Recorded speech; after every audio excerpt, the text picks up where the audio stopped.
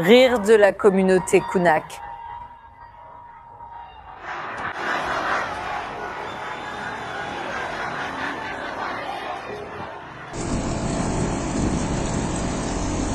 Les rues iraniennes sont devenues une zone de guerre, et le régime tue son propre peuple à un rythme que nous n'avons jamais vu auparavant.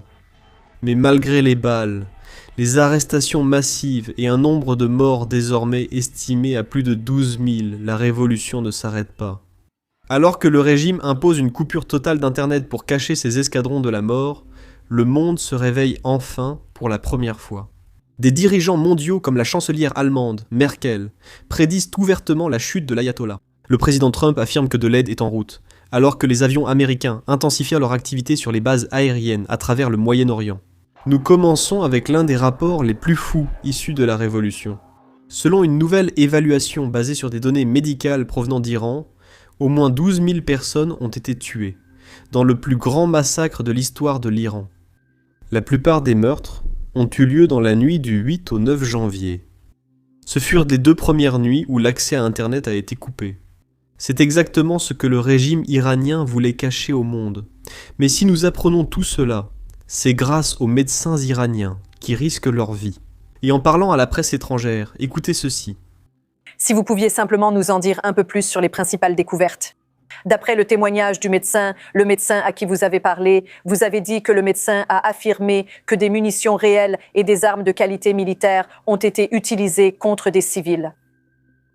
Exactement. Donc les points clés sont les suivants. Premièrement, il dit, à partir de jeudi vers 22 h, les blessés arrivaient. C'est un homme qui se trouvait dans la salle d'opération en train d'opérer les blessés. Il dit que la nature des blessures a immédiatement changé. On est passé de blessures causées par des balles en caoutchouc, des fusils à plomb ou des fusils à un coup, à des blessures par mitrailleuse, des blessures de type guerre. Et il a dit que tous les hôpitaux étaient débordés. Ils n'avaient tout simplement pas le personnel pour accueillir autant de morts et de blessés. Le deuxième problème, a-t-il souligné, c'est qu'il semblait y avoir eu une transition très concrète. Vers minuit jeudi, alors que les forces de police avaient reçu l'ordre de se retirer, les gardiens de la Révolution, armés d'armes de qualité militaire et de forces de base, sont passés à l'avant pour attaquer la foule. Il a été choqué par la nature indiscriminée des blessures et des plaies. En fait, les tueries sont devenues si étendues que même le régime islamique est obligé d'admettre que des Iraniens meurent à la télévision d'État. Ils disent que 2000 personnes ont été tuées jusqu'à présent, la plupart étant de simples Iraniens. Maintenant, je dois dire qu'il y a un certain débat sur le nombre exact de personnes tuées, car nous ne recevons pas beaucoup d'informations à cause de la coupure d'Internet. Mais si le régime lui-même est prêt à admettre que 2000 personnes sont mortes, imaginez quelle est la réalité. En plus de cela, nous savons aussi que Khamenei lui-même a ordonné le massacre. Les informations provenant du Conseil suprême de sécurité nationale d'Iran et du bureau présidentiel indiquent que les plus de 2000 meurtres ont été commis sur l'ordre direct de Khamenei. Les 3 branches du gouvernement étaient au courant et ont approuvé cela. C'est documenté, il y a une chaîne de commandement. Cela signifie que s'il y a un jour des poursuites devant la Cour pénale internationale, pour les crimes de guerre qui se produisent en ce moment, ils seront concernés. Nous avons des traces écrites prouvant qui était responsable. Et la seule raison pour laquelle nous avons cela, c'est parce que quelqu'un à l'intérieur du gouvernement fait fuiter toutes ces informations. C'est un signe clair de défection. La raison de cette défection est simple. Le régime iranien emprunte une voie sombre pour conserver le pouvoir. L'ayatollah déploie ses escadrons de la mort pour s'assurer de ne pas perdre le pouvoir. Des groupes de 8 à 10 membres des Bassidji du corps des gardiens de la révolution islamique sont envoyés dans les rues et reçoivent l'ordre direct de tirer à vue et de tirer pour tuer. C'est exactement pour cette raison que nous voyons des chiffres comme 12 000 personnes tuées. Ce chiffre est en réalité plus élevé que celui du massacre de la place Tiananmen, qui a eu lieu en 1989. Et c'est précisément pour cela que cette répression est désormais devenue le plus grand massacre jamais survenu dans l'histoire de l'Iran. Mais malgré cette répression, et malgré la coupure d'Internet, les manifestants ne se taisent pas. Et c'est pourquoi le régime lui-même a appelé ses propres partisans à organiser un rassemblement. Le but de ce rassemblement était d'obtenir des images afin de les diffuser à la télévision d'État et, espérons-le, de dire aux manifestants que cela ne vaut pas la peine de sortir. Cela ne vaut pas la peine de risquer leur vie. Regardez. Souriant, saluant de la main sur le cœur, le président iranien Massoud Pezeshkian, alors qu'il défilait aux côtés de la foule. Le gouvernement a demandé de sortir pour montrer son soutien, alors que des vidéos comme celle-ci montrent les corps de ceux qui s'y opposent, allongés dans des morgues. Les cris d'un proche hors champ, mais c'est bien Kunak. Alors que la coupure d'Internet imposée par le régime entre dans son 5e jour, des aperçus de ce que les autorités iraniennes ne veulent pas que vous voyiez continuent d'apparaître lentement et avec prudence. Ces images, trop bouleversantes et dangereuses pour que les proches puissent les montrer sans flou, révèlent des familles cherchant leurs proches parmi les morts, avec tant de sacs mortuaires que certains restent à l'extérieur. C'est l'une des choses les plus tristes que j'ai jamais vues. Je ne peux même pas imaginer ce que ressentent les familles lorsqu'elles doivent traverser ces morgues. Et ils passent devant les corps qu'ils voient simplement allongés sur le sol. Et ensuite, ils doivent tous les examiner, en espérant ne pas retrouver quelqu'un de leur famille. C'est vraiment insensé. Et c'est pour cela que nous voyons que beaucoup de ces funérailles organisées pour les manifestants tués par les forces de sécurité. Les gens scandent publiquement des slogans pour renverser Khamenei. Et c'est exactement pour cette raison que le gouvernement iranien interdit désormais les funérailles pour les personnes tuées lors de cette révolution. Regardez.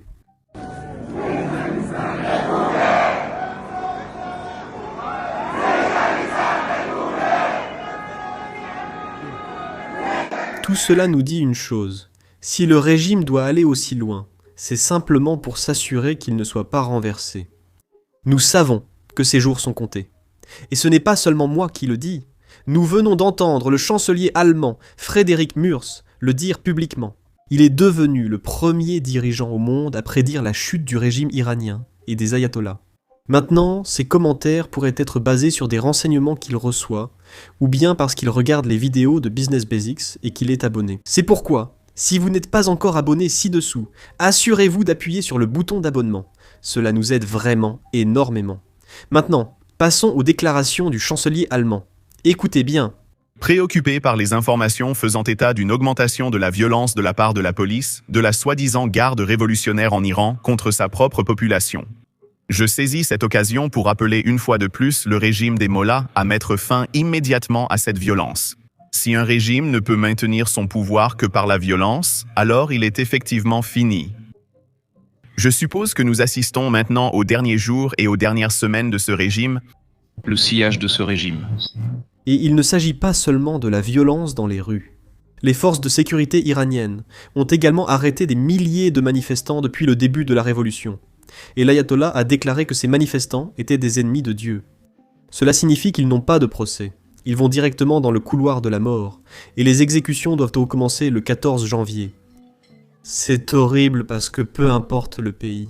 Chaque personne a le droit de protester contre les actions de son gouvernement, et c'est pourquoi même les Nations Unies s'expriment contre cela. Écoutez simplement.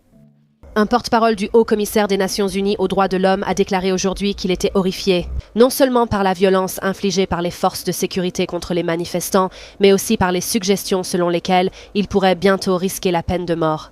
Il est également extrêmement préoccupant de voir des déclarations publiques de certains responsables judiciaires indiquant la possibilité que la peine de mort soit appliquée contre les manifestants à travers des procédures judiciaires accélérées. Le haut-commissaire souligne que les Iraniens ont le droit de manifester pacifiquement. Leurs revendications doivent être entendues et prises en compte, et non instrumentalisées par qui que ce soit. C'est ici que nous tournons notre attention vers les États-Unis et examinons certaines mesures que les États-Unis ont déjà prises. Comme vous le savez peut-être déjà, le président Trump a promis à plusieurs reprises que si l'Iran tue des manifestants, il y aura des conséquences. Et d'après les preuves que nous recevons, les tueries ont atteint un niveau sans précédent. Donc hier, nous avons vu Trump annoncer cela sur Twitter en disant « À compter de maintenant, tout pays faisant des affaires avec la République islamique d'Iran paiera un tarif de 25% sur toutes les transactions commerciales. » Avec les États-Unis d'Amérique, cet ordre est définitif et sans appel. Maintenant, deux choses d'ici. Tout d'abord, c'est certainement une excellente nouvelle, parce que cela met la pression là où ça fait le plus mal. Cela vise l'économie iranienne, qui est déjà en grande difficulté.